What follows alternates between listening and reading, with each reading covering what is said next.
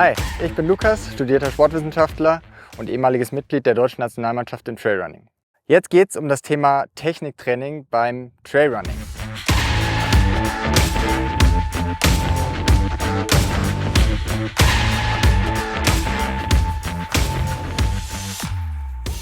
Nach dem Uphill folgt der Downhill und damit jede Menge Spaß.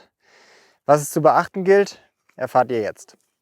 Wenn man zum Beispiel hier wie ich vor dem Downhill steht und sich das Gelände anschaut, dann ist es der erste Schritt eigentlich immer erst einmal zu scannen, wo könnte der Weg langlaufen, den man nutzen will. Häufig ist nicht der Weg, an dem die Trittspuren entlang gehen, der schnellste oder auch sicherste, sondern häufig ist der schnellste und sicherste Weg der direkte Weg, wie hier jetzt gut in diesem Abschnitt zu erkennen ist. Wenn man wie hier den direkten Weg wählt, bedeutet das, dass man diesen kleinen Felsvorsprung zum Beispiel direkt überlaufen würde, was durchaus machbar wäre.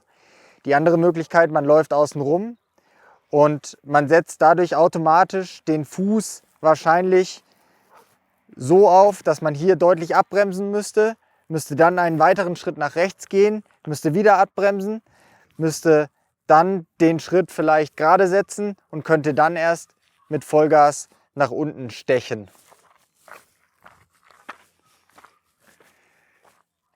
Die zweite Möglichkeit wäre, den direkten Weg zu wählen, bedeutet wirklich diesen Felsvorsprung zu überlaufen, einen kurzen Schritt hier oder einen Zwischenschritt hier zu machen, direkt runter zu laufen oder sogar, wenn man entsprechend Schwung mitbringt und die Muskulatur auch noch nicht zu müde ist, direkt runter zu springen.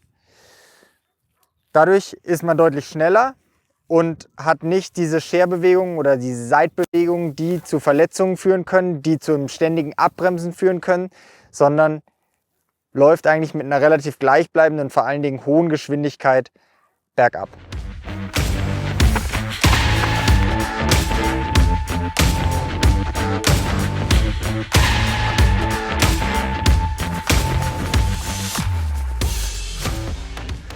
Das Wichtigste auf den Downhills, habt Spaß. Sucht euch eure Linie, die ihr laufen wollt. Und ich mache es immer so, dass ich versuche, 3 bis 5 Meter im Voraus eigentlich schon den Trail im Blick zu haben und gar nicht unmittelbar vor mir auf den Trail zu schauen, sondern wirklich immer diesen Step Forward zu sein. Wenn ihr wirklich schnell Downhill laufen wollt, packt die Stöcke am Gipfel weg.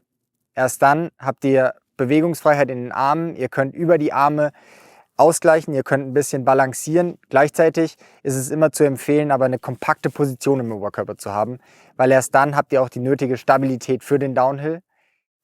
Egal, ob das jetzt ein sehr laufbares Gelände ist oder technisches Gelände, ich würde dazu raten, die Stöcke immer wegzupacken. Es sei denn, ihr habt wirklich das Gefühl, nach einem sehr, sehr langen Ultra, nach vielen Stunden, nach vielen Kilometern, die ihr schon in den Beinen habt und einer sehr, sehr müden Muskulatur, dass ihr nicht mehr so richtig frisch seid und auch nicht mehr vielleicht die Muskulatur und die Dynamik besitzt, um noch schnell in den Downhill gehen zu können, dann macht es unter Umständen Sinn, die Stöcke hinzuzunutzen, einfach als Unterstützung und die Arme und vor allen Dingen die Beine dadurch ein bisschen zu entlasten.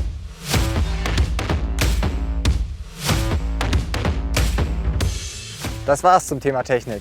Habt Spaß auf den Trails, vergesst die Stöcker nicht, Speed up!